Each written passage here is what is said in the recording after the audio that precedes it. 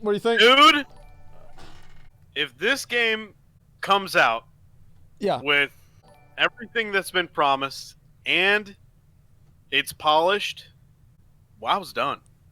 All right, here we go, boys. Yeah, okay, man. How's my sound quality, by the way? I'm on my phone driving to Vegas, and I'm like in the middle of the desert. Surprisingly better than most streamers who make it a career to have their sound quality be pretty good. Okay, perfect. Well, I wanted to say thank you very much for coming on and talking to us about this. I think we all really appreciate it. I mean, like I heard a little bit of your story about how you were kind of an MMO player who's been, as many of us, a little bit, maybe felt a little bit neglected, and you thought about going your own way. And so this is something you've been working on. How long have you been working on the project for? So, yeah, actually, I started my first MMORPG as a kid at 7 years old when it was like 1992, $6 by the hour to play on AOL. It was Neverwinter, the first Neverwinter. Oh boy. And yeah. Since then, I played pretty much every MMO out of the box. And, the story for Intrepid and Ashes of Creation really stemmed from my last MMO that I was playing pretty heavily, which was Arcade, about 6 years ago. About 6 years ago.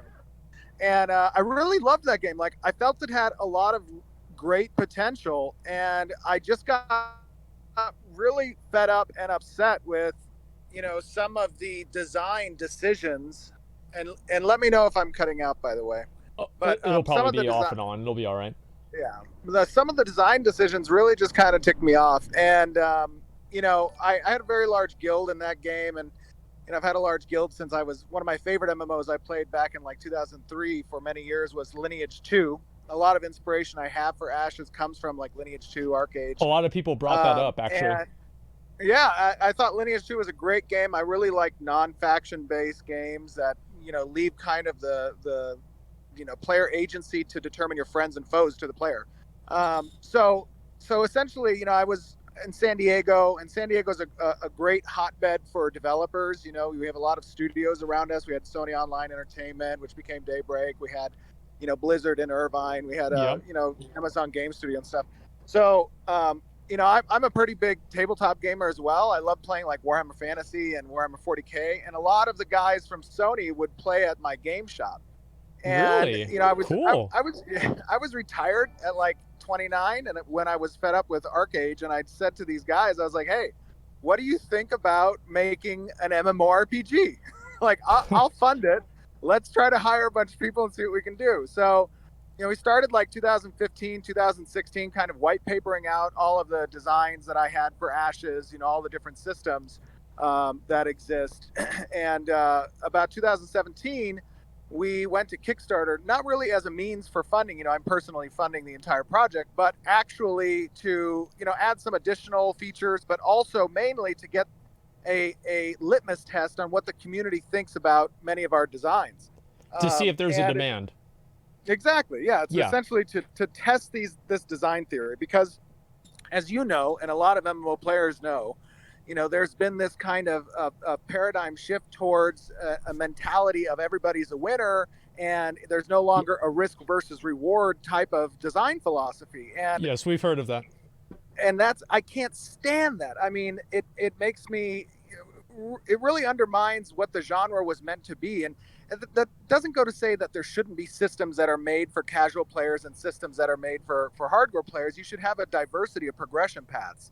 But, I really got upset with that. So we wanted to make sure that these ideas resonated with the MMORPG genre. And that's, what we did with Kickstarter was very successful. And that's when we started to really ramp up in the number of developers and the size of the studio, and really started making significant progress in production. So we've been in production now for about 3 years, ever since Kickstarter. And, we have over 65 developers that are here in San Diego, with some that are, outside elsewhere in the world. And then we're ramping up right now. We just launched another hiring phase with 24 positions available at the studio that we're promoting. So whenever you're talking about the Kickstarter and the kind of feedback that you guys have gotten, is there any specific feature in the game that was actually kind of thought of by people in the Kickstarter, or are these just kind of all ideas that you've come up with and just different people have enabled them to happen? Yeah, there really wasn't ideas that we took, so to speak, from a system or mechanic standpoint from Kickstarter. All of these designs are, essentially designs that I created as kind of inspiration from the many MMORPGs that I played in the past, each of which, contained some, reference to maybe a system that is in Ashes that I thought did well. And I just thought, why not combine all of these systems together into a game that represents a wide array of player ability to kind of focus in the direction and progress in a direction that they want. Like Blizzard on crack, dude. Yeah, exactly. I mean, that's something that we still, providing a truly PvX kind of experience. Yeah, I mean, that's one thing that I was really kind of excited to see, and this is something that I really liked about Classic WoW, for example, is that you had people who basically their end game was doing professions, and with BDO you had kind of the same thing where you had players that were PvPers and PvEers, and then you also had people that were working inside of the community of the game, kind of carving out their own gameplay experience. And I feel like professions are playing a very big role in Ashes of Creation. Am I kind of right about that? I've seen a lot of stuff about it.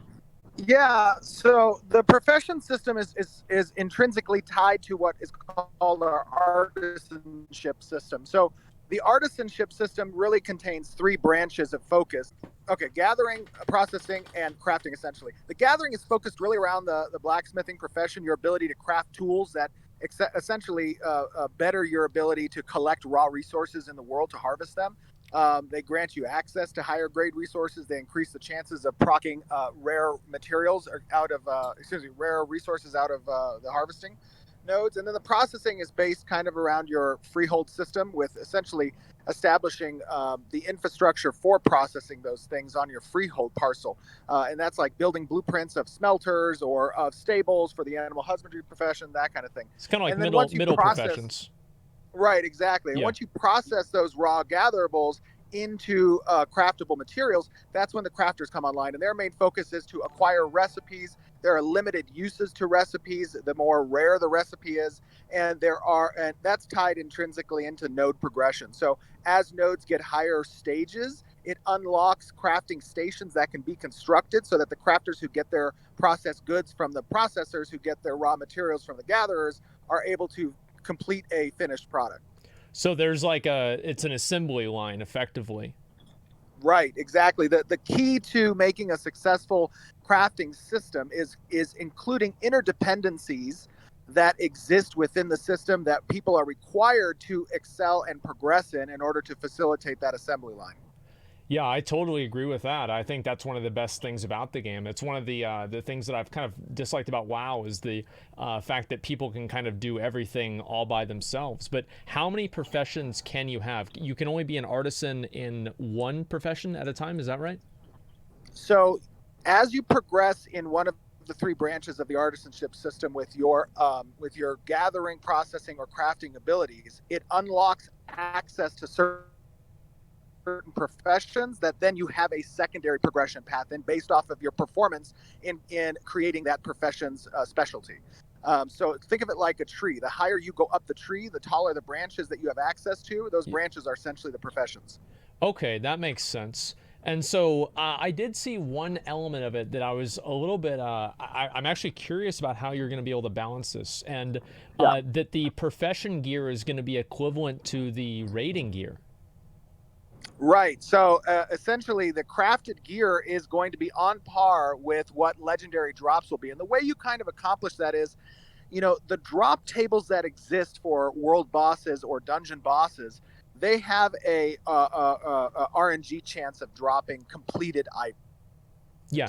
Complete, totally finished items. However, they have a higher chance of dropping material components that are necessary and unique recipes that are necessary in crafting those on par gear. So I see. Idea, okay. Yeah. So the idea is, as you're completing this content, you're not only fueling the opportunity through the drop table system to acquire completed boss gear, but you're also adding additional materials that go into supplying the master artisans with the ability to craft this gear as well. Did you ever play Classic WoW? Yeah, I played Classic WoW. Onyxia Scale Cloak? Is that I it? really honestly, I really honestly didn't get into WoW too much. Okay. And the reason why is because WoW launched around the same time as Lineage 2. And, I really just wasn't a huge fan of the faction based system. Oftentimes I found myself disliking my own faction more than I disliked the enemy faction I was told to fight. Yeah, I can And relate. I kind of, felt in Lineage there was an opportunity there to have more guild-driven politics, more player-driven interactions, and I kind of got hooked on Lineage in that regard. So I didn't play WoW a lot. No, I can understand that. I think that the same dynamic happened in Black Desert, and I can totally understand it. It was really fun in there too. So, like for example, with the profession gear, let's say you kill a dragon, and the dragon can drop a dragon tooth, but you can also get dragon scales from the dragon, and you use the dragon scales to craft like a shield or something. Absolutely Okay. correct. So there's going to be multiple material components that are capable of being dropped from each world boss and or dungeon boss, and those components will relate to a specific type of craftable gear. Okay, and that's where the high-level craftable gear comes from. And these high-level bosses and these like world bosses and everything, these are all in instant content, the highest level So ones? not all of them. There are some that are more story related that get instanced, but 80% of the content that will exist in Ashes of Creation is open world, and there's a specific reason for that. So because of the way that friendships and or enemies are forged in the game, and people have the opportunity to create or their own friends or foes, we want that to play out from a contesting standpoint as well. So a lot of these hunting grounds or raid bosses that people are going to have opportunities to kill, they're going to be essentially contested potentially by your enemies that you've created in the game, or you can work together to create alliances in order to defend those contested zones. Oh yeah, we have that now in Classic WoW. It's very very drama driven, but it's also very social. It is extremely social, and that's a big positive. Absolutely. I mean, the social component of what MMORPGs as a genre are supposed to be have kind of been lost over the years, in my opinion, over the past decade, as many of the designs are more related to essentially creating these safe spaces for players, which don't create a lot of soft friction. And I don't like the idea of that. I think soft friction is an important component of making people emotionally invested in the outcome of events in games. That's an important part of why we play games. And some of the best experiences that I've had as an MMORPG gamer have been not related around the curated content by the designers, but instead by the unpredictable player-driven encounters that nobody could have predicted. Like I remember in ArcAge, I had a great time. My guild was fighting almost the entire server, and we had literally, and I'm not exaggerating here, we had a 24 straight hour fight where I went to bed in the middle of the fight for like 3 hours, and I got back up and got Holy back shit. into the command chair. Wow. And it was all over the Kraken raid boss that the server was trying to prevent us from doing. And that, I mean, those types of events live with you. I mean, yes, they're gated around the content, but they're player driven events. So I guess probably that experience is what caused you to have the sieges be at dedicated times during the day. Yeah, so I think it's important that, for players, we work hard so that we can have the free time to come and enjoy, what we like with MMORPGs. And it kind of sucks if, somebody can sneak in a castle siege at 2 a.m. in the morning and, you're not up and your friends are up. And that's a really shitty experience. So, the way we're going to structure the server shards is essentially when you come into the game, you're going to have a time zone that's appropriate next to your server that you choose. And that's going to reflect essentially the windows in which some of these key systems can operate. So like, say, for example, you want to declare a siege against a node, you'll complete that quest to get the siege scroll. When you get that siege scroll, the applicable time that you can declare the siege will be between, 3 p.m. and 7 p.m. Eastern time if you're an Eastern server. Right, yeah. Okay, well, that makes a lot of sense. I think that's probably the smartest and best way to do it for the same reasons that you mentioned, too. So whenever you're talking about, like, this PvE content, like, what's kind of the difficulty level of that content, and how will... Is the game meant to be, like, with World of Warcraft nowadays, there's a heavy emphasis on, like, content that's very challenging and very hard.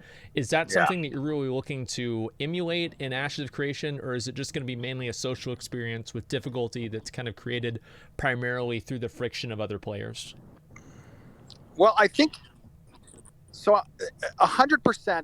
Our objective on the PvE front is to create encounters that have varying degrees of difficulty that are determined by your performance as a raid or group.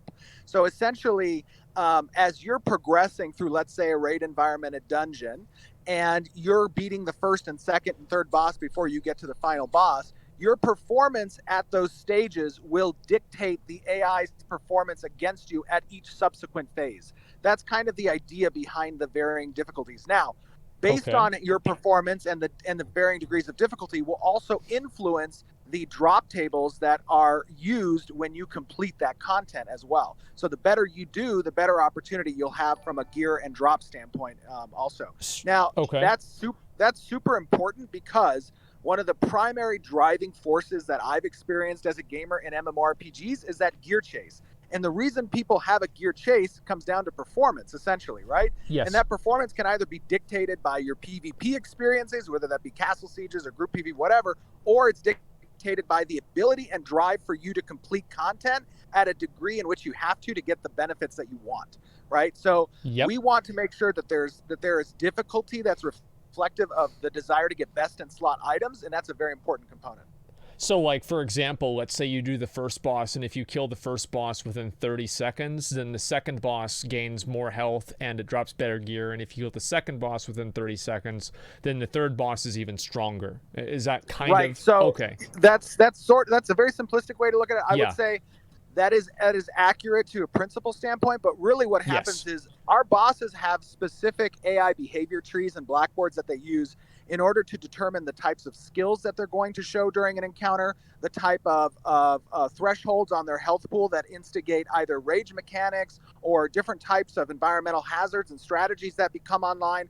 All of those things are kind of predicated in an overarching AI manager for an encounter. Like, let's say that dungeon where you described, hey, I killed the first boss in X amount of time. Now the second boss is AI behavior tree number 3 on the scale, or number 5. You know, it kind of increases in that. So it's dynamic difficulty in that way. Exactly. Okay, and does it also scale with the amount of players? So, like, for example, if you go in there with, I think the numbers were 8, 16, and 40, are you encountering the same bosses at 8 players as you are with 40, or are there certain bits of content in the world that are exclusive basically for large groups like 40 and above? So we're not going to be incorporating scaling into the encounters and the AI, essentially. You're going to have designated encounters that are intended for 40-man groups. You're going to have designated content for party groups, elite monsters, and then you're going to have designated solo encounters, right? The idea there, you know, I'm not a huge fan of scaling. I think that kind of diminishes. I think it diminishes your achievements, and if you're always fighting the same difficulty level, it's a monotonous experience, and it kind of sucks. So, you know, that's why we have statically designated types of content. And so that actually leads me to another question I have with leveling. So whenever you're leveling out in the world, the time frame that they gave and that Lazy Peon gave was 45 days, playing 4 to 6 hours a day. Is that accurate, or where would you kind of expect it to lie? Yeah, I'm always hesitant to, you know, to have answered that in the past because I don't want to give people the wrong impression. But I would say this safely: a lot of games are built around very fast progression, and you know, our philosophy is there are many different progression paths. Not everything is tied to your adventuring class and leveling your adventuring class. There's advancement within societies of nodes. There's the advancement of the nodes itself. There's the advancement of your artisanship classes and gatherables. There's advancement within the religion system. There's advancement that is in exploration. There's a lot of different things that players can do to progress. So it kind of, you know, to kind of tie it all back to just the adventuring class and being able to get max level in a week, that's not going to be Ashes of Creation. Ashes of Creation on the adventuring class side will require some substantive dedication in order to level up. You know, we want to get back to that more nostalgic kind of design philosophy where your investment in your character is meaningful and not everybody is going to get a participation reward. Well, that's certainly a relief. And whenever you're leveling up, so you're going from, like, there are zones that are, for instance, level 20 zones that if you go to a level 30, those mobs are still level 20. And if you go there at level 10, the mobs are still also level 20. So actually, there's a unique component. The biggest thing Okay. that sets Ashes of Creation apart from pretty much every MMO that's come before it is that as nodes, nodes are the primary world building mechanic in the game. You go throughout the world, you Right. do your normal MMO things, you kill monsters, you do quest lines, you gather goods, whatever. As you're doing that, you're collecting that experience, and a node somewhere is collecting that experience as well. And as the node advances in stages, at each stage, it's actually changing the spawn tables around it. So you have dedicated points of Okay. interest that exist around each of the node locations. And as the node advances, it advances the level of the mobs in certain locations so that those areas remain relevant. One of the biggest problems that MMOs, have that I've experienced in the past, and partially one of the reasons why I wanted this system in place, is because you always had these starting areas that were empty, worthless, and had no relevance after an initial launch, right? Or Yeah. a new expansion launch. And that's kind of one of the intrinsic problems with MMOs. It appears to be like, from a new player acquisition point, MMOs don't typically fare well. From a retention standpoint, they tend to fare better than most. So how can we kind of solve that problem? And one of the ideas I had was, with the node progressing and unlocking new content, that maintains relevancy of those zones so that new players come back. And the reason why it's important, Right. not new players, leveled players come back. And the reason why that's important is because one of the problems of a new player joining an existing MMO is there's no social experience because of those empty Everybody's starting always zones. max There's level. nobody there to exactly. Yeah. So one of the ways we kind of solve that is, if the primary source of new content is the node system, then you're always going to have these nodes that exist near the starting areas for players to kind of get introduced into societies, religions, and guilds and whatnot, and still have the relevant monsters and quest lines for them to progress. But there's going to be higher level endgame characters that are present at the node as well for them to get inducted into guilds or whatever. So, like, for example, I don't know, like, how close this is, but I'll give you, like, a scenario and just let me know if this is, if I'm hot or cold here. So, Sure. like, imagine there's, like, a mountain, and then if you're mining in the mountain, eventually you start finding, small, little, like, fire salamanders, and then you advance your node a little bit farther, and now you're seeing, medium-sized drakes, and then you advance your node even further, and then there's an actual dragon inside of the node. Is that pretty much how it works? It's not only that, but it's a little bit better as well, because the way we spawn nodes in real time as those assets come online. Hold on.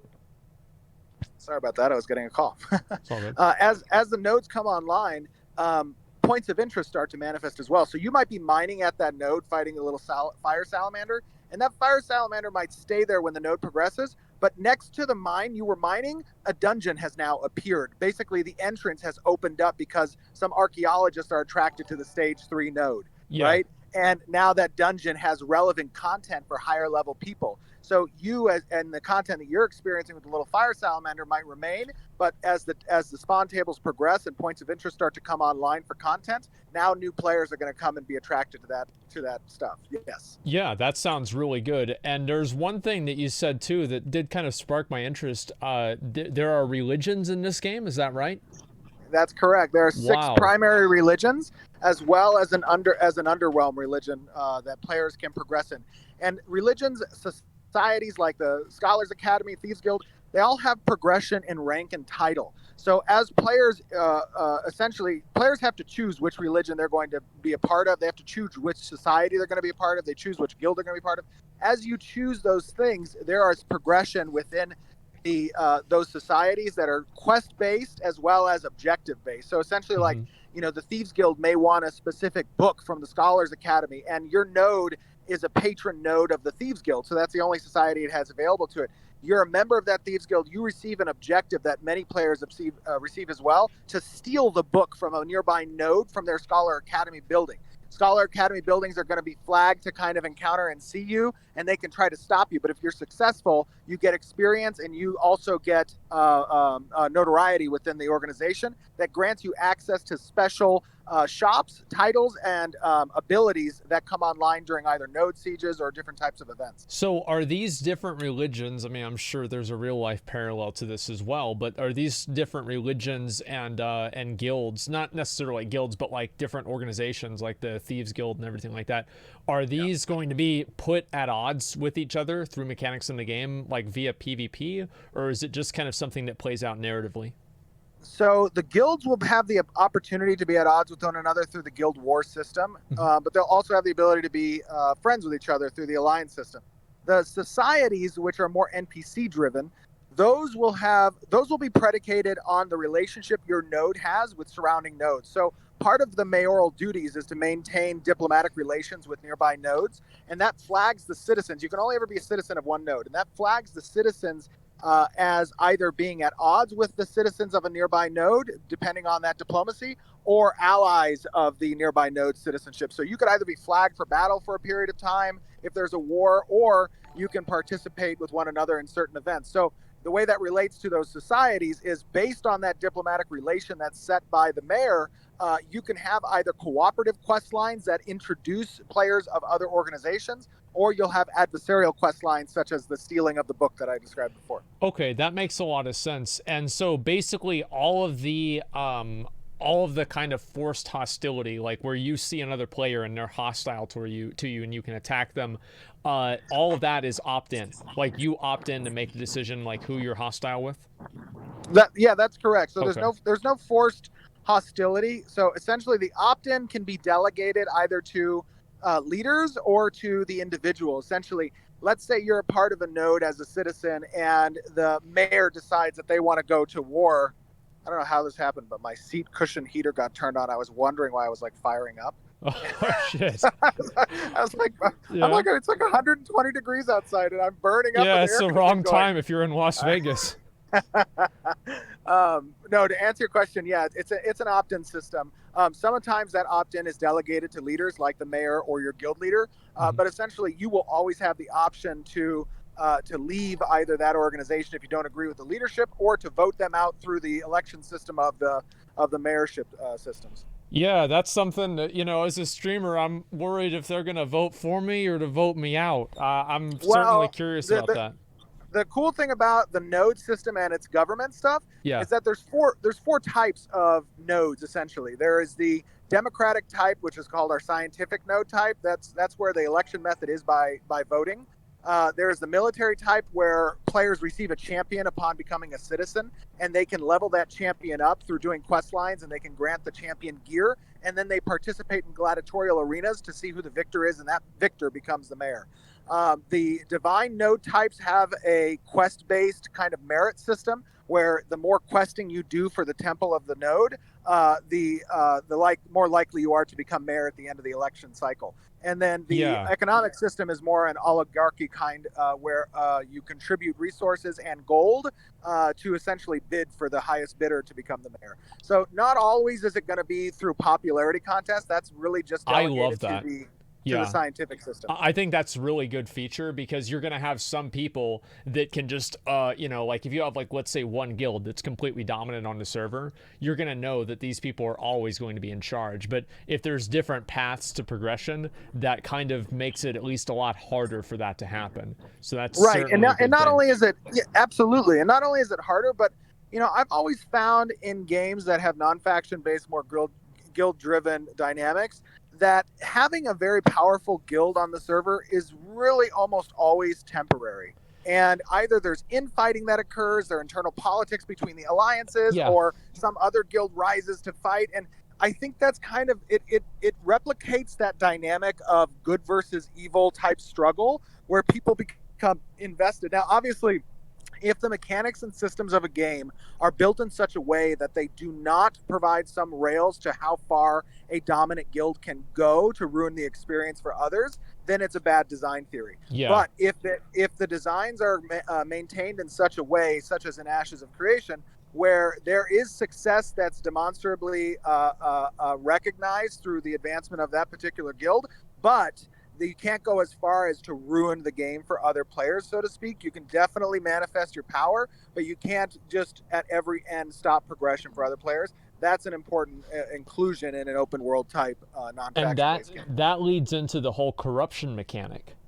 Right. Yeah, and so the way that works, my understanding is that it's kind of like the more that you basically kill other players, the more hostile you become towards the not only other players in general, but also towards the NPCs as well.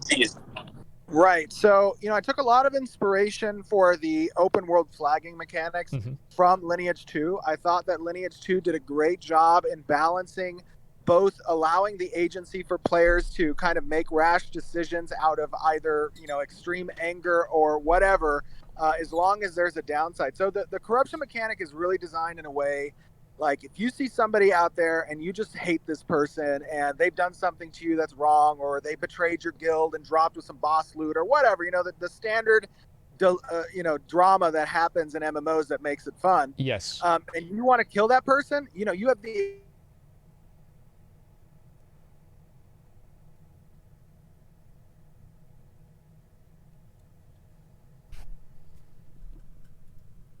He's still in call. He's driving, so as long as you understand that it's a kaidza, because there is normal. Yeah, sorry, go ahead. Oh no, you just cut out for a couple of seconds. Oh, sorry about that. I was just letting him know. Sorry about that.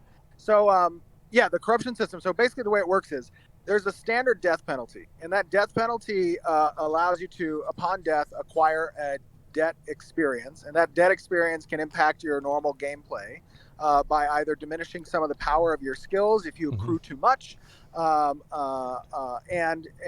the normal death penalty that you accrue is actually halved if you fight back. So if you're rolling up on a person and they're not flagged and you're not flagged, you can attack them.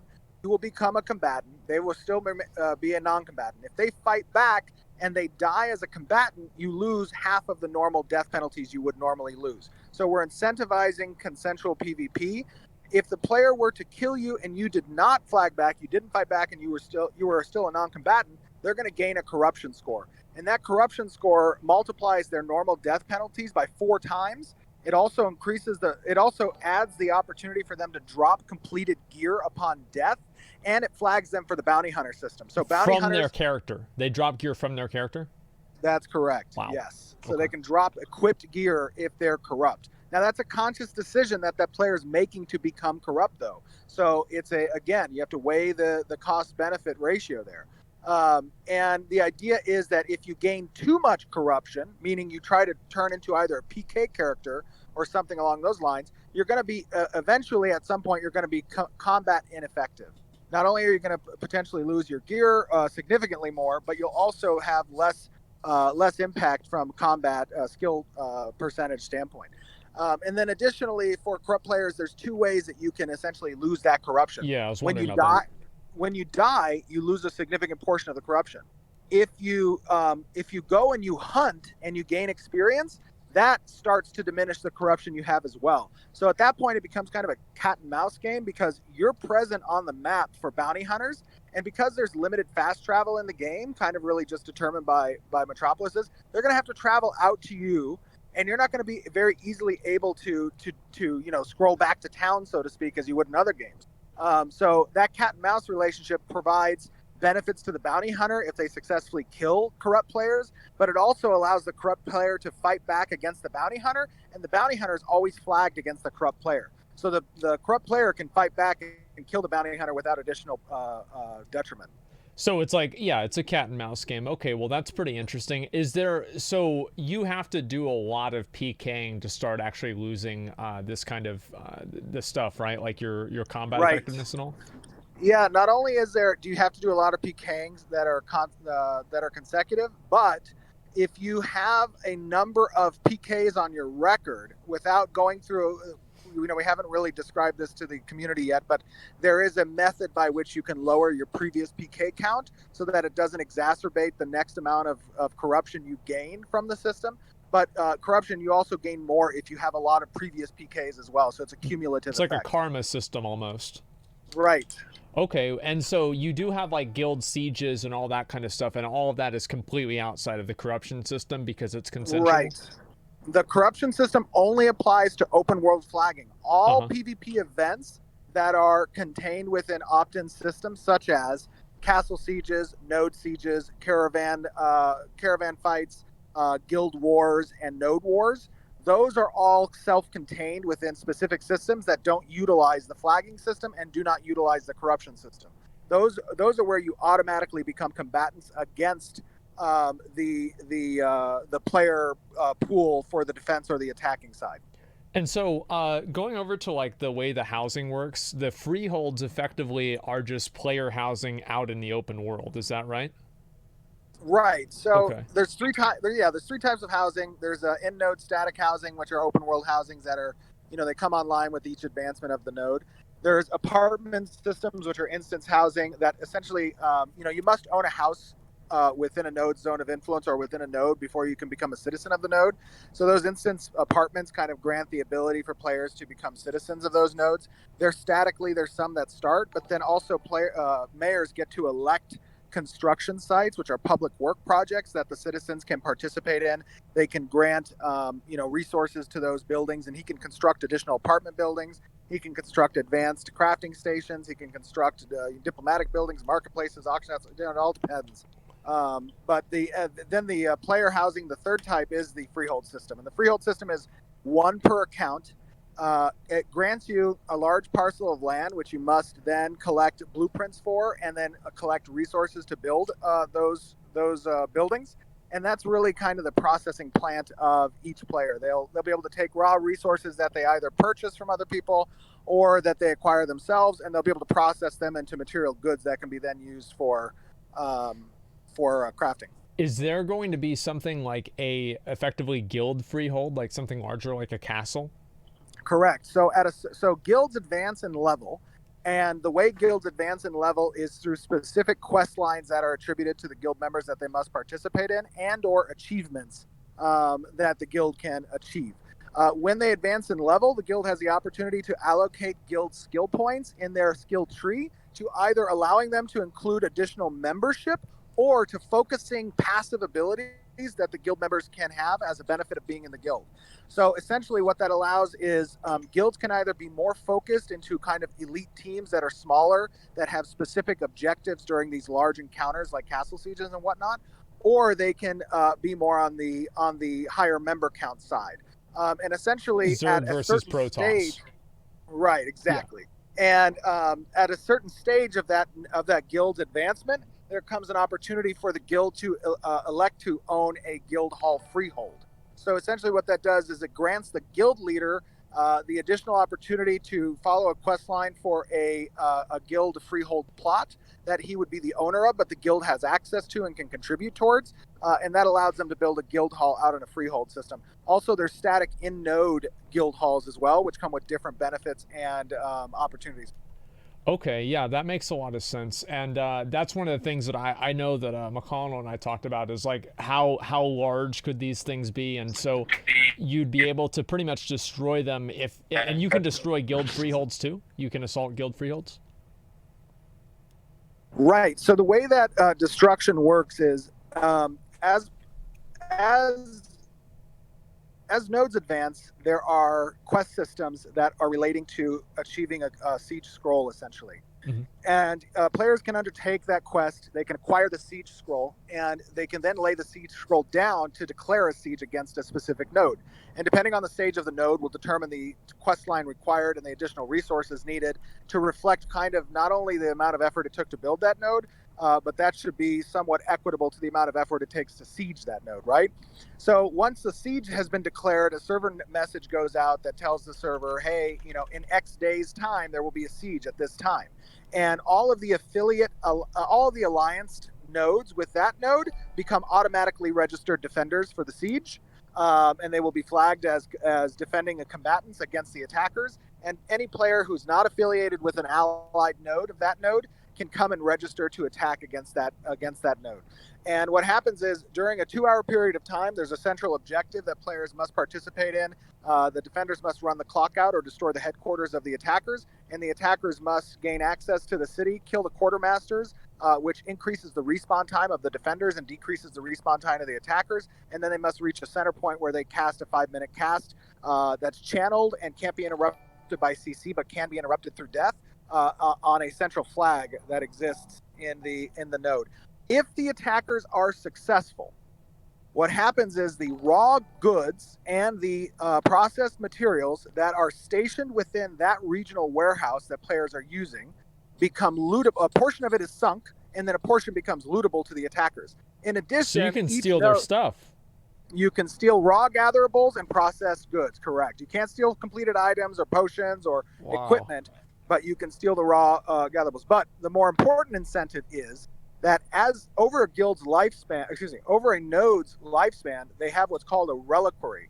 And the reliquary is a building within the node that houses all of the accomplishments, the achievements, the unique and legendary items that the node has achieved that the citizens have access to for different crafting things.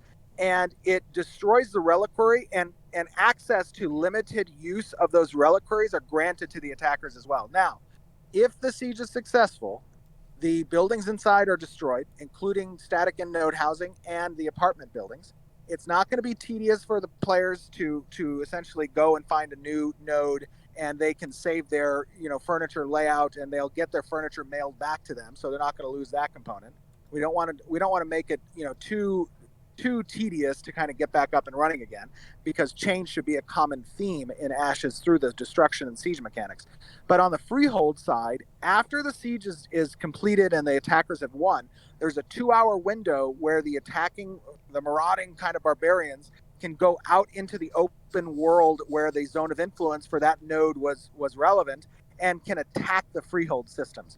Now, players will have the ability to defend their Freehold, and if they survive that 2-hour window of destructibility, they will have a grace period where they can wait and see if another node pops up that they can exist under. And if they do successfully get another node risen in that grace period, then they'll fall under the tax purview of that node. Okay, so you either get all your shit destroyed or you have to pay them.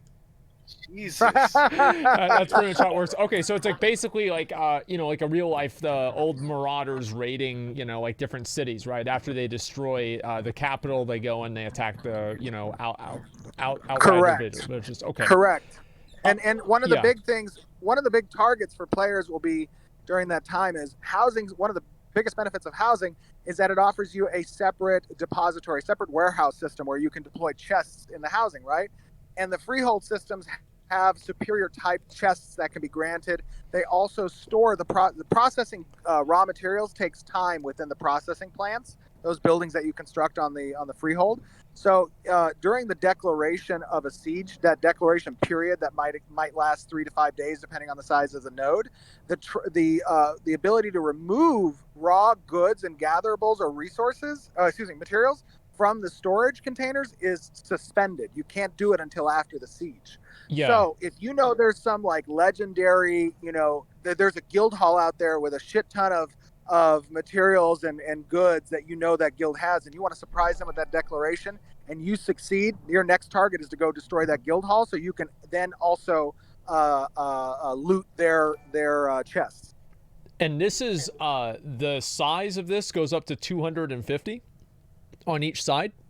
So that's for castle sieges. Okay. Castle sieges, there are 5 unique castles that exist in the world, one per region, one per economic region, and they exert control and taxation rights over the nodes that live under their region. And they also have unique benefits from a crafting and from a crop rotation standpoint, as well as unique items and equipment and abilities that are granted to the host guild that owns it. And essentially what happens there is guilds go to register to attack those castles, and it's a 250 versus 250 player encounter. Now, that's really easy to accomplish. We have a great veteran team of developers, many of whom came from PlanetSide 1 and 2, and as you'll know, PlanetSide 2 hosts the largest concurrent online battle of over 1,000 players in a single area, and we have the lead programmers from those games. So we feel very confident in the custom backend that we've been building under Unreal Engine 4 that we'll be able to facilitate that. Part of the the whole debacle, and we got a lot of shit for it with APOC, was to essentially test these systems. And luckily, during that testing period, we did discover that there were some architectural issues with the things that we were developing. If we had waited until later in the testing cycle after systems have been built on top of those foundational architectures, it would have been a whole different beast to kind of to fix. So luckily we discovered it early through that testing method, and we were able to fix it. And we have been demonstrating thousands of NPCs in a single zone along with hundreds of players in our recent Alpha 1 preview testing. So you're confident in having 500 players in combat simultaneously being able to do a castle siege with minimal lag? I will tell you this. We are extremely confident on the 250 versus 250. Right now, we're trying to push it to 500 versus 500, but I can't give any promises we'd be able to achieve that. On the 250 versus 250 front, we're very confident on that. There's some there's some very specific culling algorithms that we have applied to essentially not only from the client side where spell you deal with effects the and rendering stuff. issues. Yeah, there's scalability on spell effects. There's default player appearances to help rendering on the client side. But more importantly, on the networking side, determining net relevancy and hosting specific players across distributed services on the server side is a new type of architecture that we're employing for Ashes of Creation, which will help facilitate those larger battles. Okay, yeah, I think that makes a lot of sense. The castle sieges, especially from somebody like I love seeing those gigantic battles, like the planet side ones, the EVE Online battles, and just seeing something like that.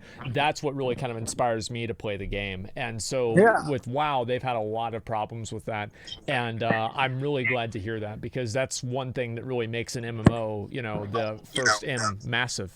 You have a lot of people in the same place.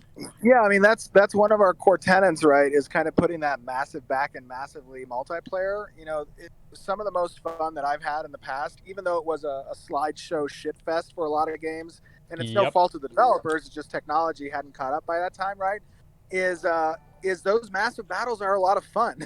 I mean, they're fucking awesome. You're in this brawl where you don't know what the fuck is happening, and you're like, having fun trying to coordinate, the strategy for hundreds of players all at the same time as a leader, or making sure that your group's doing the right thing. Those types of things are what make those experiences memorable. Oh, I still remember shit like that happened to me 10 years ago. And so I can totally understand that.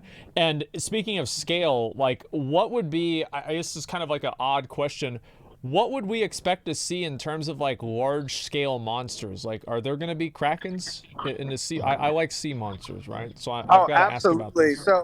So another core tenet when it comes to the immersion of the world is that this is a grand lore game. And by grand, I mean that there were monolithic and megalithic civilizations that existed. The dungeons are tall and wide and expansive. I mean, we released a 4K video last month of about 2 hours of uninterrupted, unedited gameplay. Yeah, I've seen and that. At the end of that video, you can see, some of the dungeons that we're going through, and one of the lower bosses that is a pyroclastic dragon, essentially. Yeah. And they're massive. They're huge. I mean, there's one boss that is, this kind of like half treant dude, and you're like the size of his toe.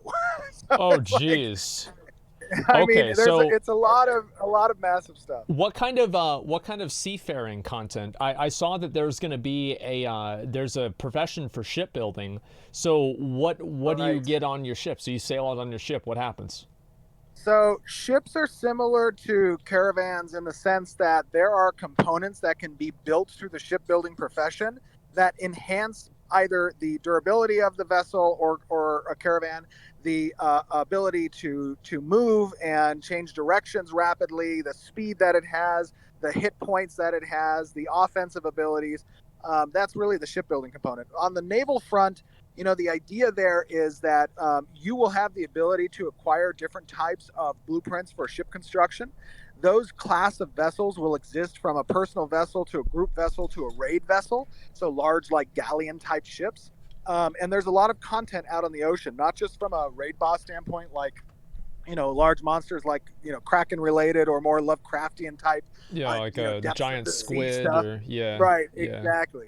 And there will be required some significant coordinated efforts among multiple raids to down some of those raid bosses. But also there's going to be underwater dungeons and underwater kind of mounts that players can have as well. So you're going to be able to acquire these different ships that are going to be relevant to different experiences and different encounters.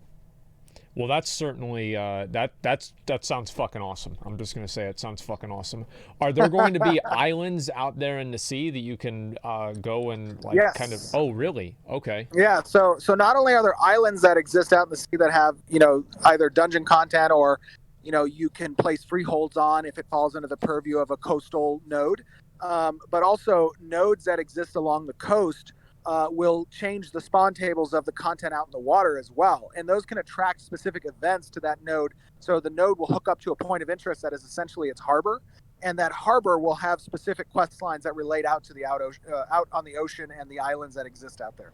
Okay, so it's like, for example, if you have like an oil rig and then the oil rig pollutes the water and then like the animals out there turn like more corrupted and more powerful or something like that? Yeah, something like that. Okay. I mean, not so much the Yeah, not so much the pollution, but something similar. Yeah, Okay. exactly. Corruption is a primary theme within the world. The lore behind Ashes is yeah. that you're essentially coming back to a planet that was the home of your ancestors, and they were driven out during the apocalypse by essentially the primary antagonist, the ancients and the others that exist, these evil gods and the initial creation of the gods. They come to kind of defile and pervert all of creation, and they drive your ancestors off this planet to a planet through the divine gateways called Sanctus. And then after thousands of years, the portals open up again. And that's where the races come from, is the different portals. Yes. Right. Okay. Yes. Can you buy, is gear soulbound in the way that, like, once a character obtains it or equips it, they can't trade it to other people? Or could you hypothetically buy a best in slot helmet or sword? So the vast majority of gear that exists within the economy of Ashes of Creation is not soulbound. And the reason for that is because the crafting mechanics as well as the decay mechanics that exist require not only the deconstruction of gear, but also the constant resupply of base mats in order to repair that decay. It's not going to be some bullshit small gold compensation that makes a really irrelevant decay system. It's actually going to reinvigorate the demand and supply of base materials for the gathering artisanship tree. And with that being the case, we want there to be this open economy that utilizes this regional transit system and warehouse system in order to supply certain areas with the ability to craft and create new items. So, for example, if you have an iron sword and then the sword gets damaged from use, you have to use more iron to repair it? Correct. And what that does is, remember the interdependencies that we were talking about on the crafting system? You want to make sure that there's significant sinks in the game for base mats and materials so that you are creating a scarcity and demand that's present on the creation of higher goods, as well as supplying the necessary decay components for the world. Okay, and so somebody that basically wants to play the game as a crafter or a gatherer can pretty much do that. Absolutely, yeah, 100%. So, my philosophy when it comes to MMOs, the MMOs, I played a lot of MMOs, and they all, in some way, shape, or form, have their own take on certain systems, right? The best systems that I've encountered are the games that incorporate these progression paths that are relevant for different kinds of players. Not everybody is a PvPer, not everybody is a PvEer, not everybody is a crafter. But if you can create a system like Ashes of Creation, where there are interdependencies between those different groupings, those different demographics of players, you can harmonize the population that feed off of each other, that are essentially are dependent. Creating an ecosystem. Absolutely, right. And the best MMOs I've experienced are the ones that go for that PvX experience. Those are the best MMOs that I've experienced. But that means that not everybody can be a winner, that there has to be a significant chase. There has to be people who are the masters of their craft or the best ranking on the PvP side, have the legendary gear that means something. That it just can't be this type of super just like meaningless experience. Yeah. Exactly. Well, let's say like just in a hypothetical, I don't know if you've really like thought of it this much in terms of end game, but let's say you have a player that's just reached level 50, and then you have another player who has effectively like almost or the best gear in the game. Right. What would you say is the power difference between those two players? That's a very good question. So this is obviously a dilemma that a lot of games have to Yep. deal with. What I would say is the way we're building Ashes of Creation is there are two primary components. Excuse me. There are three primary components when it comes to an encounter like that. First, from a balancing perspective, our balance is dealing with specifically group-based balance. We are not balancing off of 1v1s. We're balancing off of an 8-player group, synergizing between the different effects that are housed within different active skills based on the archetype that you've chosen, right? So that's the first component. The second, and that provides a rock paper scissors type dynamic that's intrinsic in the Trinity type system. We're not trying to reinvent the wheel on the Trinity side. We feel that's a very competent type system and it's relevant to different classes. So with that being the first component, the second one is that there should be something said for gear acquisition. Yes, there is going to be a discrepancy between the gear level of a hardcore player versus a casual player. And that's okay because there should be certain progression paths that reflect a benefit for more time spent in investing in that progression path. Yep. So with that being said, not only are you going to acquire additional skill because you're more hands-on and tactile with the combat system because you're playing more often, but you're also going to acquire different gear levels. And that gear level can present, if I were to give just an off-the-hand percentage difference, I would say that we want gear to influence maybe at a max of like 40 to 50% of an overhead benefit. Now, the third component, however, and that's the most extreme discrepancies, right? Okay. The third component is going to be level and skill, right? Excuse me, level applies to the second component. The third one's going to be skill.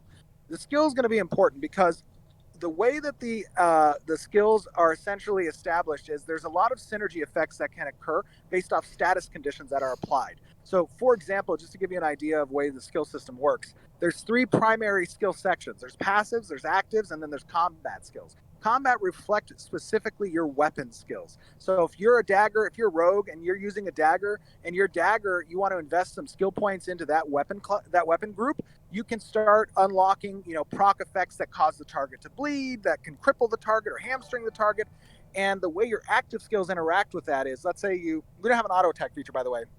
A weapon attack is an active combat attack. So you have to actively press that weapon attack to use it. And when you do make contact with the target, if you've invested skill points into that weapon, you can essentially cause a bleed to proc. If the bleed procs on the target, you're going to have a corresponding skill, like let's say backstab, that you can apply to deal X damage to the target, and it'll have a conditional modifier on that damage if you're behind the target, and it'll have a conditional modifier deal additional 50% damage if the target is under a bleed effect. So you want to synergize essentially your weapon proc conditions with your active skills so that you're timing your certain active skills appropriately with the status conditions that the target has taken. So with that, to answer your question long-windedly, apologize.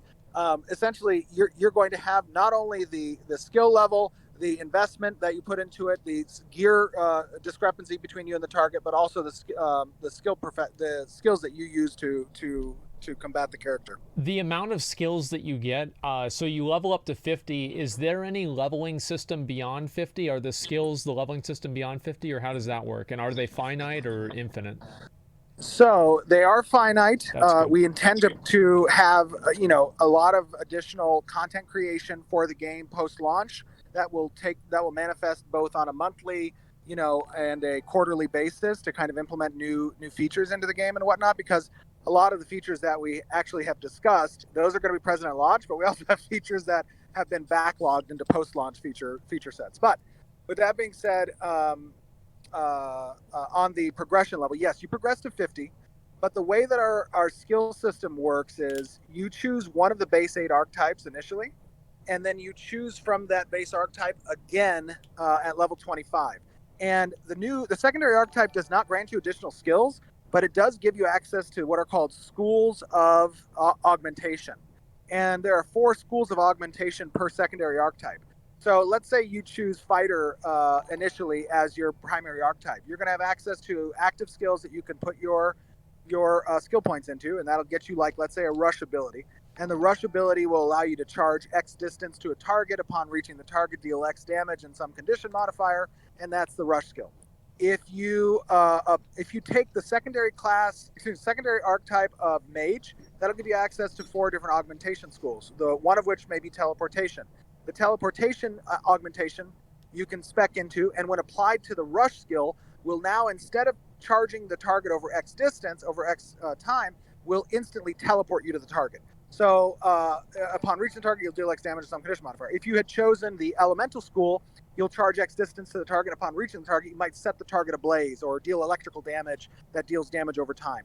So the idea is to house the active skills in the primary archetype, but change the skill effects as based on your secondary school, which kind of blurs the line between what role you take in the Holy Trinity. Okay, so there's like gonna be things like, for example, I saw that you had bards, and bards don't really do damage, they don't really heal, but they kind of do a bit of both and empower other people. Is that kind of what you're saying? Right. Bards are a very strong support class. So Yes. bards are essentially going to be proximity-based buffs that become relevant and are timed according to essentially when the bard chooses to activate certain skills. These are going to augment the tanking ability, the evasions ability, the DPS, the healing abilities. They're going to be essentially a whole array of buffs that are conditional and situational and based on proximity to your party member. Okay, well that's definitely good to hear. And is there going to be a class that's basically like a retribution paladin, like a Templar or a Crusader or something like that? Yeah, we have a Templar. The idea kind of behind, again, these augments is that, you may be proficient in damage mitigation and tanking, right? Or controlling the battlefield and drawing aggro. And as you choose a secondary class like the healing class, you may be able to augment your AoE aggro power to also convert incoming damage into health for your character, or to grant a temporary shield to damage mitigate and take the damage from a nearby ally if you target them. These are the types of kind of augments that become available when the class systems are combined.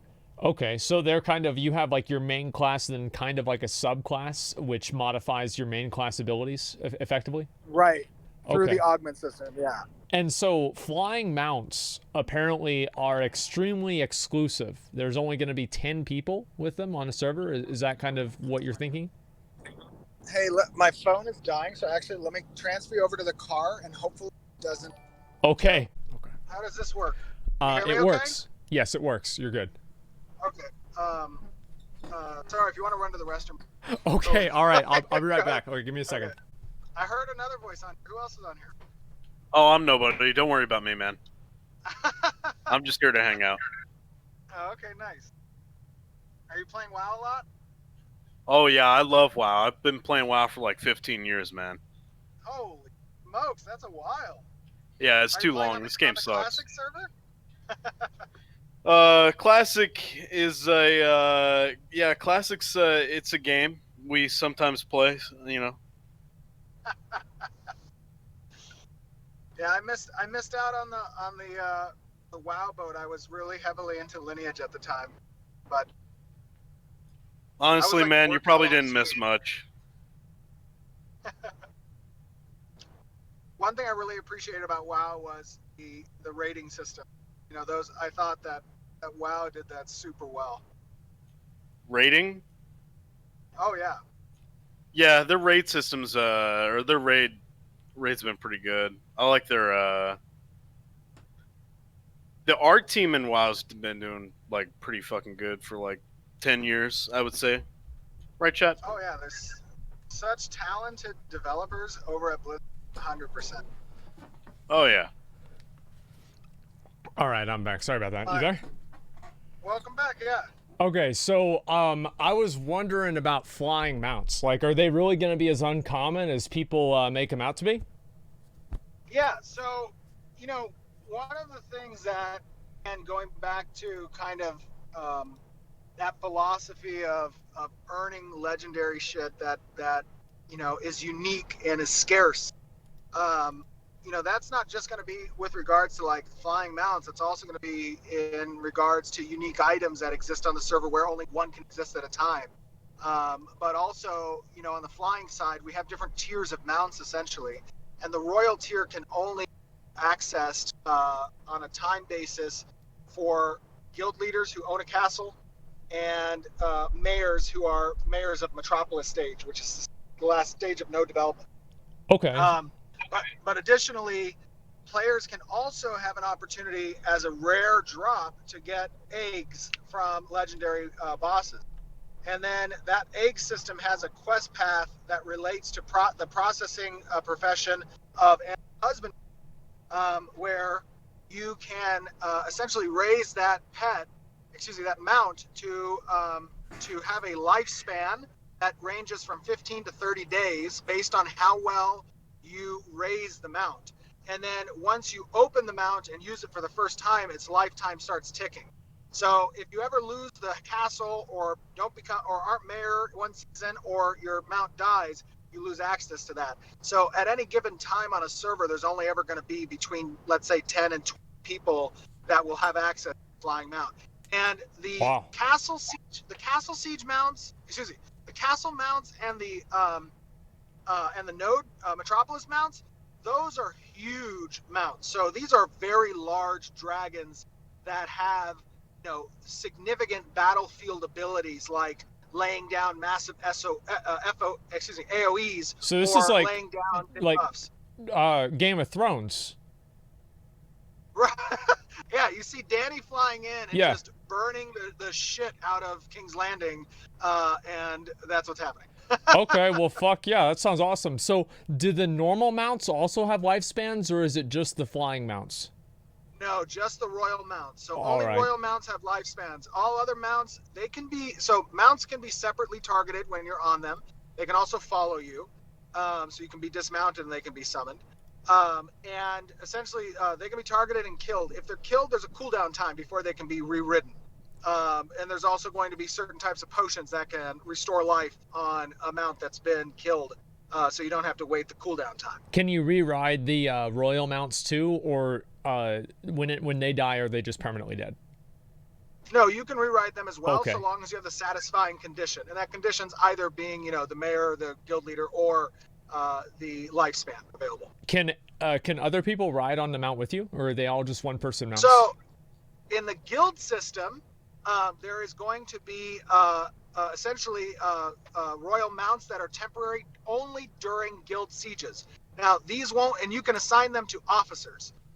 So you're going to have a limited selection that you can apply towards certain officers. They'll have the ability to fly those mounts as well. They're not going to be as large, and they won't have the same type of presence and abilities that the main mount has during the castle siege for the guild leader, but they are going to provide a flying ability so you can have oversight of the battlefield. Nazgul. Nazgul. Yes. Like that, basically? Exactly. Okay. Yeah, like a Nazgul, yeah. Like they're going to be they won't be the Witch King of Agnamar, but they will be like the little lesser... Yeah, the Witch King is the guy with the royal mount, is that right? Exactly. Okay, all right, that makes sense.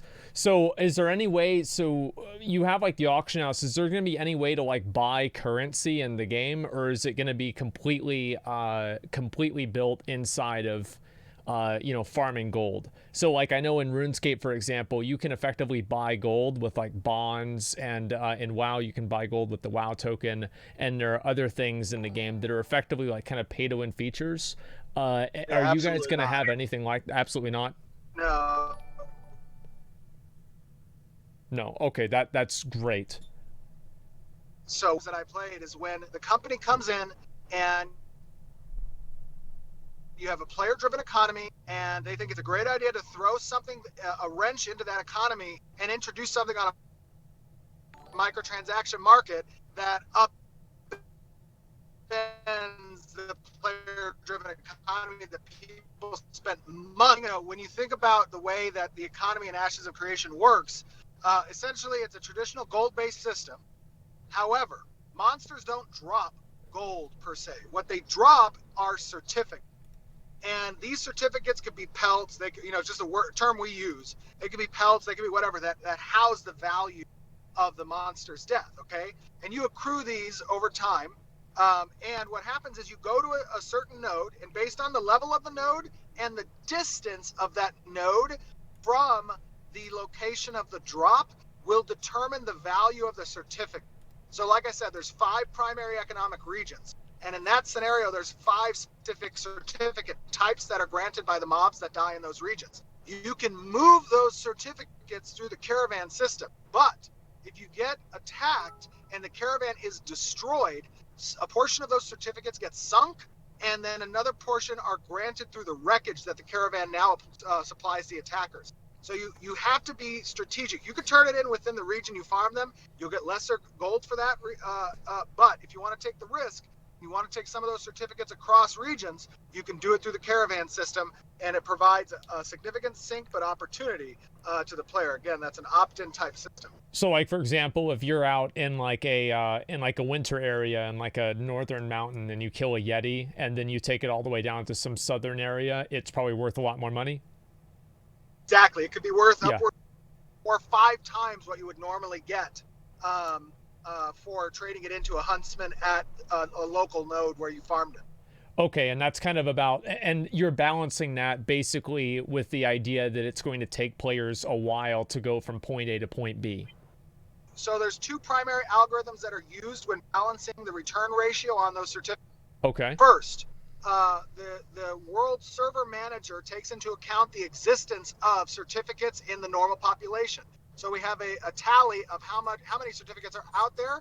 Then we also have a heat period that takes into account. Boy, that doesn't sound good. A heat period. We also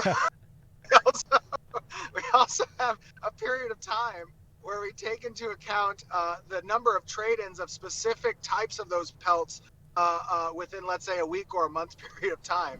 Yeah. And that also is a determining factor in the return that you can get from the huntsman. So you have it's like an internal like supply demand or price demand algorithm? Oh, absolutely. Yeah, okay. That's part of what we call our world manager. And the world manager takes into account a lot of different. It takes into account, the amount of experience that's being gained by players as a heat map on the world, so that we know what type of threshold states can be applied to different node advancement. We also take into account the transit of resources and goods from region to region, so that there can be specific quests that provide those types of rewards based off of how much has been turned in. So for example, part of what nodes can utilize to develop their treasury, which they then spend on the development of buildings or defenses, is essentially incentivizing players to, raw iron, raw mithril, and then they get a reward, and that reward is based on the algorithm of how much has been turned in elsewhere to kind of drive those quest systems. Okay. Additionally, there's a lot of stuff that goes into the world manager system. Okay, so that's all kind of like basically a throttling system so things don't get too far out of hand in any sort of way. Right, not only throttle, but it's also an incentive system. So like, for example, if, iron is being used as a raw resource for a specific crafting path, that might drive up the price of mithril or silver, right? And that will incentivize the market to course correct a little bit. The idea is to provide soft incentives that help to alleviate the demand and also to prop up the supply that might not be present from the economic systems.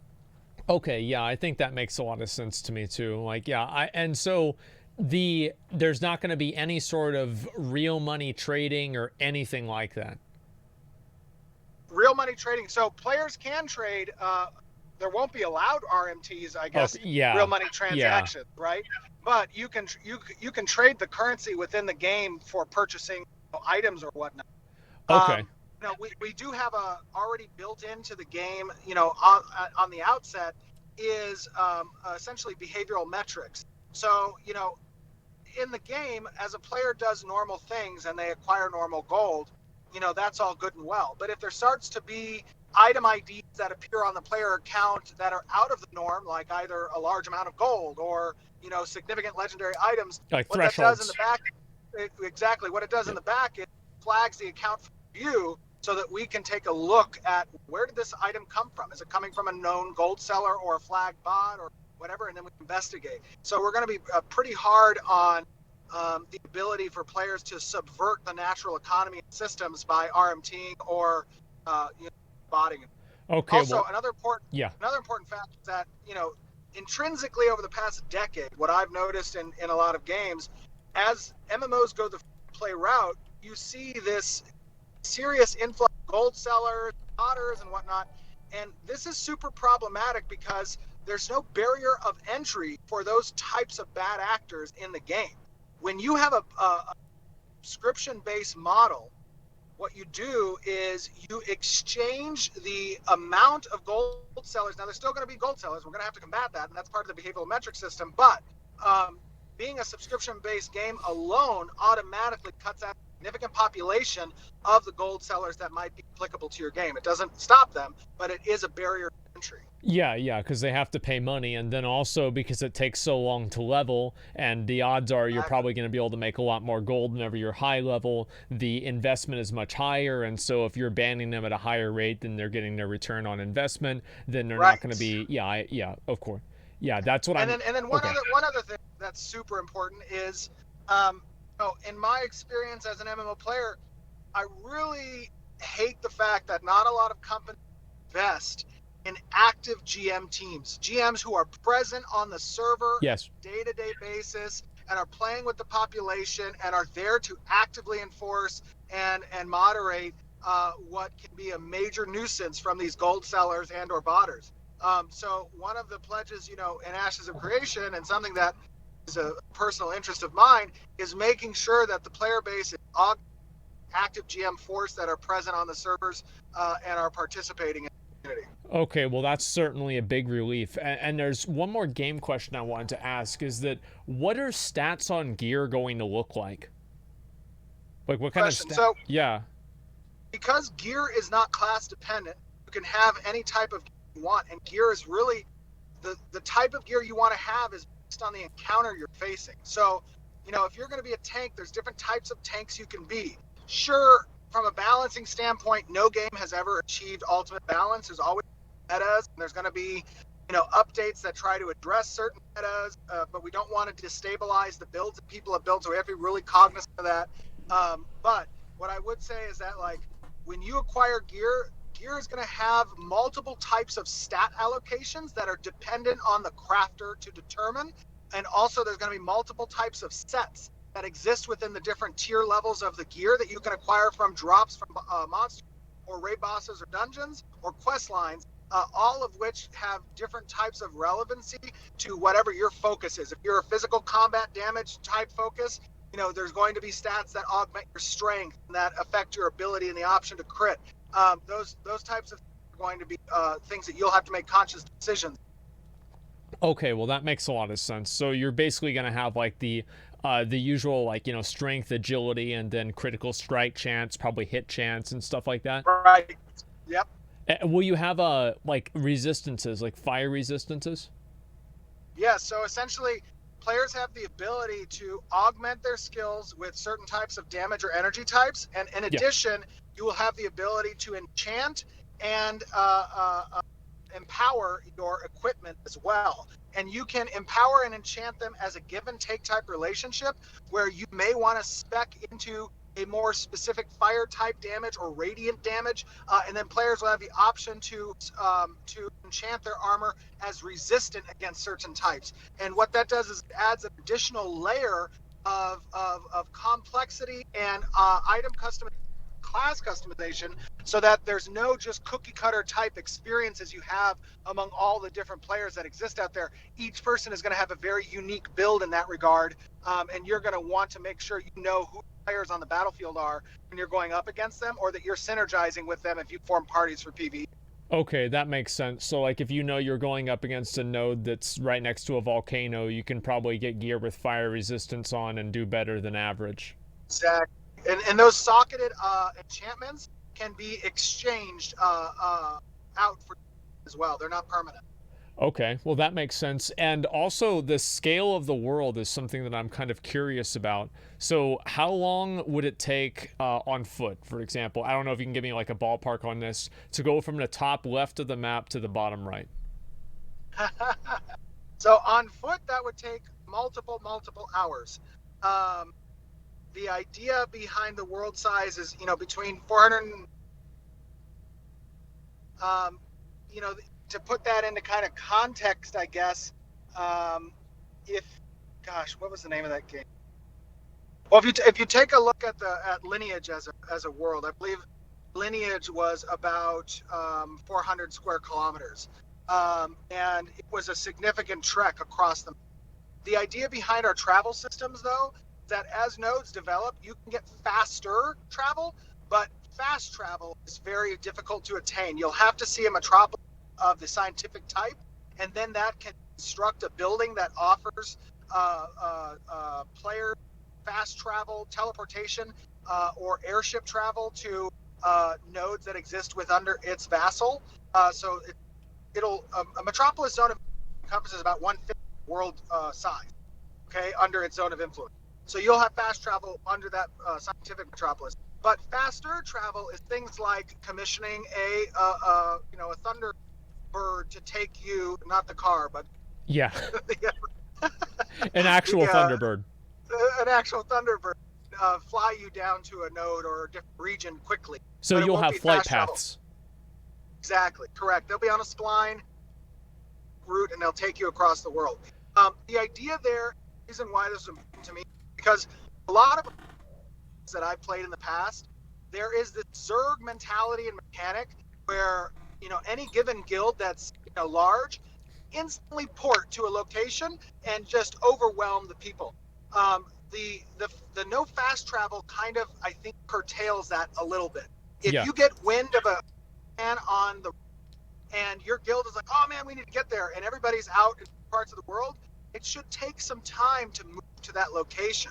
You shouldn't just be able to instantly teleport your Zerg if you want to go and just overrun people. So that fast travel mitigator is kind of going to curtail that Zerg mentality.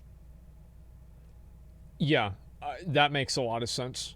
I know that happens in like classic WoW. It happens in WoW a lot. Will players be able to summon to other locations? Like, let's say, yeah. Yeah, so there's going to be a friendship mechanic that exists within the family system that will, so there's a limited number of family members that you can have, and essentially you'll be able to, on cooldown, summon certain family members. So the idea is that this is a longer cast time, and that you can slowly start to spawn your family members. Now, you can only ever be a member of one family.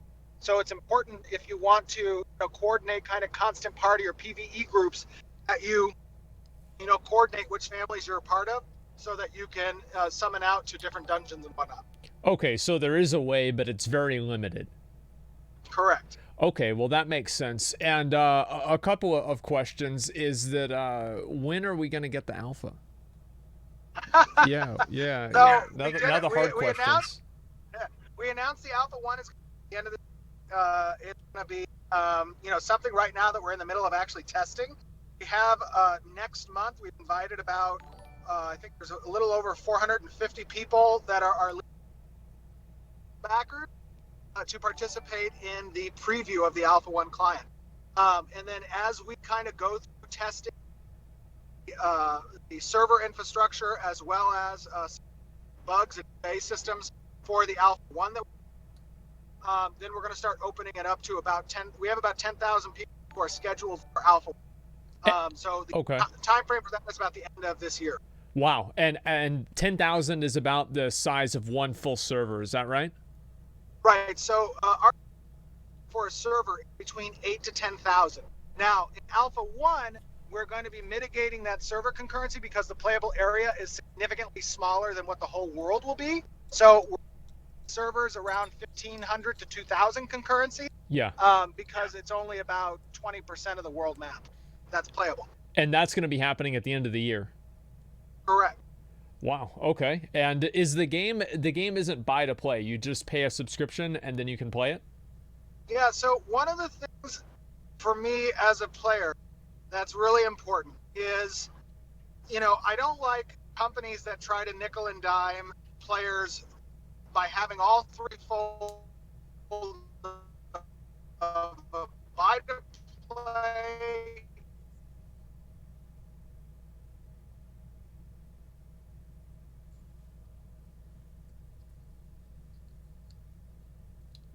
I think Blizzard DDoSed them whenever. We have pre-order packages that are up, but honestly, you're not losing anything by not purchasing those packages because there's no pay-to-win component in them. They're just cosmetics. So I highly advise people who are skeptical or think I don't know if Ashes is going to be all it's hyped up to be. Wait until the game launches. You'll be able to see. We're not going to have an NDA on Alpha. Not going to have an NDA on Alpha 2. You'll be able to see people playing this game. You won't lose out on that experience. But as a part of a gift from me to the player base, I'm not going to charge a buy to play. There's not going to be a box price. It's going to be entirely just subscription based.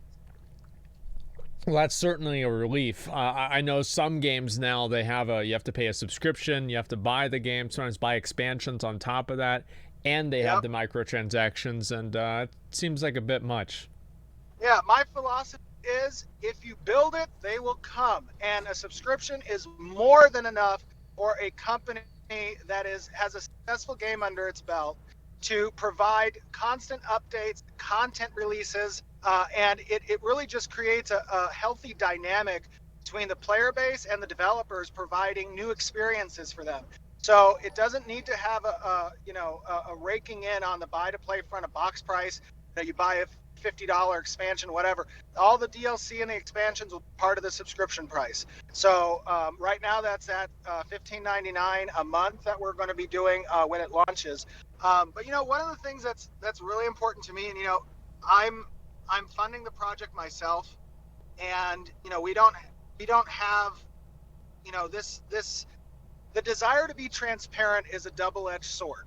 On one end, you have to trust the player base to look at things with a objective and understand that making an MMO is hard as fuck, and making an MMO of our size even harder. So we want players to be a part of that, because the good side of the sword is you guys get to give us feedback. You get to give us input. You get to get on our Discord server and chat with me and other developers and, tell us your experiences as an MMO player. What did you enjoy? What excites you? What are you liking about the experiences you've experienced in Ashes so far? That's all so meaningful to us as developers as we go through the iteration process from test period to test period, and we continue building this game. Are all the animations going to be perfect during alpha? No, of course not. Is all the content going to be there? No, of course not. Is there still going to be a shit ton of polish that's needed on the game? Absolutely. That 4K video we put out last month, even though it looked good, it's nowhere near what it's going to look like when the game is near the polish phase and it's going to be actually ready for launch. So, what I would advise, and I know you got a lot of viewership, and by the way, I really appreciate you taking the time, even though I'm in the car, coming on here and chatting. Likewise. The opportunity just to tell people, look, this is a process, but our ultimate end goal to make a product of quality that we are proud of and that you are proud of. And that means not rushing to market, not launching early, taking our time and building the things that need to be built. If you guys like what you're hearing on the systems and mechanics side, you trust us, that's what's going to be built, and we're going to take the time necessary to make sure it's built right. And that's, I think, something that's reassuring for a lot of people. I think that a lot of the vitriol and emotionally based concerns that people have really stem out of not being listened to or feeling like they're not heard. So having a more direct line with the community and everything is definitely something that I see developers doing. And whenever that happens, you might have people that disagree with the developers say, but they can at least respect that they're getting the communication. Absolutely. That's 100% right. I mean, I like now that I'm seeing more developers participate in active conversation with the community.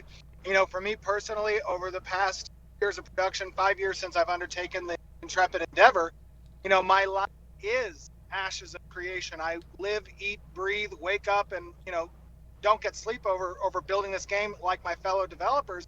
We're doing it to make something that players that we love in this genre, that love the genre like us, have been asking for a long time. And having a company that respects the players and their input is not something that's seen very often. No. And it's important to show other publishers and companies and game developers that there is a right way to engage your audience and to know your not let design decisions get influenced by a board of suits. They're looking to make the bottom line as opposed to creating something that respects what players want, and that gives you the longevity and retention that an MMORPG deserves. Yeah, I completely agree with all of that. I feel like there's always been, especially now with like, you know, these companies being public and making decisions for shareholders and not players. And I think this has happened a lot with mini games and like mini genres. I mean, you've seen it happen with Fallout. I think that was one.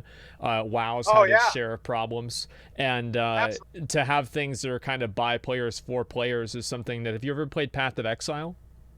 Yeah, look at the love that people have for that game. Absolutely. That's a perfect example. Yeah. I mean, you know, I'll tell you this. I know that there's a lot of skepticism out in the MMORPG community in a whole, not just about Ashes, but about any new development. Yep. And that's because we've been beaten time and time again with a stick. And we're like this hurt dog that is like, somebody comes up to you with a frickin' beef jerky, you know, biscuit, and they're like, here, have this new MMO, and they beat the shit out of you again. Yeah, and I understand that is the reason why a lot of the jadedness and skepticism, you know, comes out. It's understandable.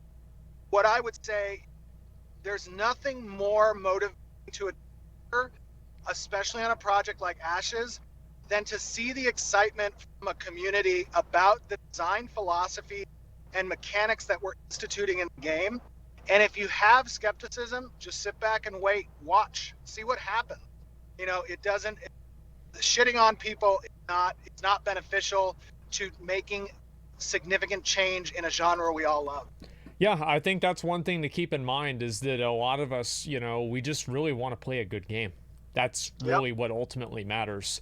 And I mean, like, I've always been kind of critical about WoW, and it's really good to see what this game is shaping up into. And I think one thing that really, I think I can speak for at least a lot of people in my audience, that is reassuring, is that it seems like a lot of the ideals and the philosophy that you guys are taking into the game is something that's shared by a lot of players and not as many developers. And I think that's probably one of the most refreshing things to hear. Yep, absolutely appreciate that. Yeah, we're excited. Well, yeah, we are too, especially now more than ever. So thanks a lot for coming on and talking about all this. It really means a lot to us, and for our community, thank you very much. And we are very anxiously waiting to be able to play the alpha. Thank you. Appreciate that, buddy. I'll hook you up with that alpha. I know you messaged me. All right, man. All right. Thank you very much. Thank you to your community. Thanks for the time, but appreciate it. Have a good day. All right. Talk to you later, man. Bye. Take care. Bye. Yeah. Dude. So what do you think? What do you think? Dude. Yeah. What? Listen. If this game comes out with everything that's been promised and it's polished, WoW's done. I don't think WoW's gonna be done. I'm gonna be honest. Like, this game's never gonna die. Like, but it'll be a good game to play too. Like, I would love to have another game that we could play. So I'll be honest. I hope, guys, that I did a good job with the interview. Okay. I really do. Obviously, I tried to do my best, asking the questions that I thought were relevant. There were tons of things that you guys wanted to have me ask. I didn't have I didn't have a ton of questions I took from you guys, but I do want to say thank you all very much for watching that, and also for being supportive. I did a great job. Well, thanks. I appreciate it. I did. And No Man's Sky 2.0. Well, the difference between No Man's Sky and this is that we actually have a play test for it, and also the other big difference between No Man's Sky and this is being self-funded, so there isn't pressure from like publishers. There isn't pressure from, you know, Microsoft, for example, to push a product. So it's not really the same thing. Now, obviously, I mean, there are games that could be, you know, this game could be in development for the next 5 years. We don't really know. Hopefully that's not going to be the case, but if that's what it takes, then that's what matters. This has been something that we've been waiting to hear for a long time. As MMO players, or at least I can speak for myself, I've wanted to hear what what Steven had to say for a long time. And it didn't really matter who was saying it, but he was saying it. And this has been something that we've been looking forward to and wanting to see forever. I mean, I feel like we've been neglected. We've been... Dude, his analogy about us being, like, MMO players being fucking... The dogs that just getting the shit beat out of us, like that, dude. Come here, here's Aeon, boom, fuck you. That was so spot on. Yeah. It actually hurt a little bit. I know, it really did. It was kind of sad, wasn't it? Are you backing a Kickstarter?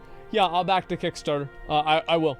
I absolutely will. I think that it's a good option, and you know, I always talk about supporting things and you know that kind of stuff, and I think that's the best idea, is to lead by example.